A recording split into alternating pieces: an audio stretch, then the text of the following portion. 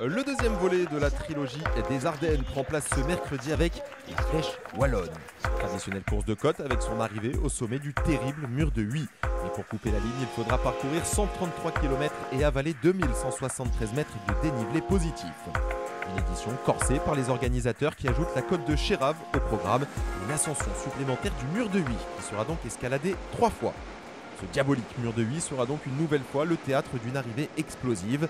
1 km 300 d'effort total. Première borne intense à 10%, la relance à 19% après le virage Claudie-Cric-et-Lyon et les derniers mètres à 6%. 6 dames composent l'échappée matinale, 4 italiennes, une néerlandaise et une française, Pauline Alain pour l'équipe Arkea Pro Cycling. Puis un mouvement de course d'ampleur envoie une quinzaine de coureurs à l'avant, avec de sacrées cartes, Élise Chabet, 4e à Roubaix, Sprat, Koster ou encore Amia Luzic. L'écart grimpe à plus de 3 minutes, mais l'équipe FDJ Nouvelle-Aquitaine Futuroscope mène la poursuite et fait tomber cet écart.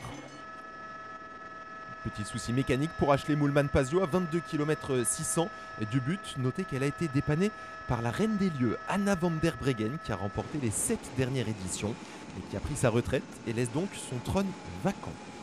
Elle sera, vous l'avez compris, aujourd'hui dans la voiture DS de l'équipe SD Works. L'équipe FDJ Nouvelle-Aquitaine qui réalise un travail considérable en tête de peloton pour faire tomber l'écart à 30 secondes alors qu'il reste 15 km 700 à parcourir. Le travail phénoménal réalisé par Brody Chapman qui vient de remporter la première manche de la Coupe de France FDJ. Bien relayé Brody Chapman également par la championne de France Evita Music qui se sacrifie pour Marta Cavalli qui vient de remporter l'Amstel Gold Race et qui est l'une des favorites du jour en compagnie évidemment de Annemiek van Vleuten ou encore de Demi Vollering.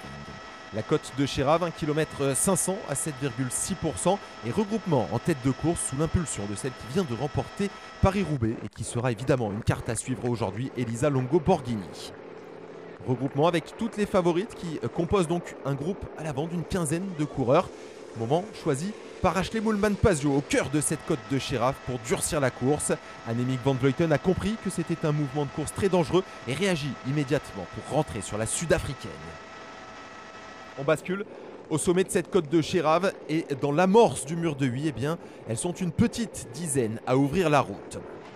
10 puis finalement 17 parce qu'on s'est un petit peu regardé, ça rentre de l'arrière, les principales favorites sont dans ce groupe qui va donc se jouer la victoire dans ce mur de Huy. Les premiers contreforts avec l'accélération de Annemiek van Vleuten qui reprend la recette évidemment de Anna van der Breggen qui durcissait très tôt dans ce mur de Huy pour aller s'imposer. Anna van der Breggen donc qui cherche quelqu'un pour lui succéder. Est-ce que ça sera sa compatriote Annemiek van Vleuten qui est en tête? Seule Marta Cavalli peut suivre le rythme imposé par la néerlandaise. Elles sont donc deux en tête. Un petit peu plus loin, Demi Vollering et Ashley Moolman-Pasio semblent battus. Le duel pour la victoire, la patience de Marta Cavalli qui vient de décrocher un succès de prestige du côté de l'Amstel et qui attend patiemment le travail réalisé par Van Vleuten et finalement l'attaque de l'italienne à 150 mètres du but, une attaque décisive et c'est une nouvelle victoire de prestige pour la FDJ Nouvelle-Aquitaine décrochée par Marta Cavalli qui remporte cette flèche wallonne. Quel triomphe de la part de Marta Cavalli qui parvient à dompter Annemiek van Vleuten sur les pentes terribles de ce mur de Huy.